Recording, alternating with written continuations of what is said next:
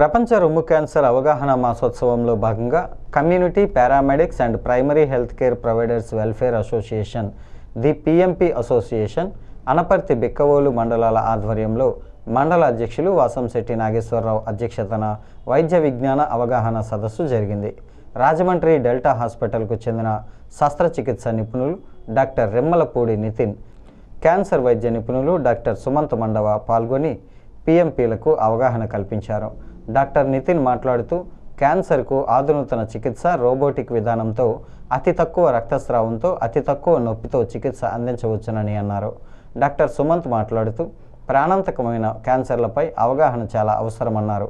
పల్లెల్లో ప్రథమ చికిత్సలు అందించే పిఎంపిలు క్యాన్సర్పై ప్రజలను జాగృతం చేయాలని సూచించారు.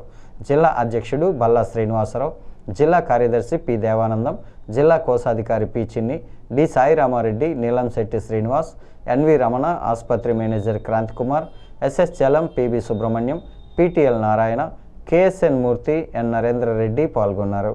అనంతరం వైద్యులను సభ్యులు ఘనంగా సత్కరించారు.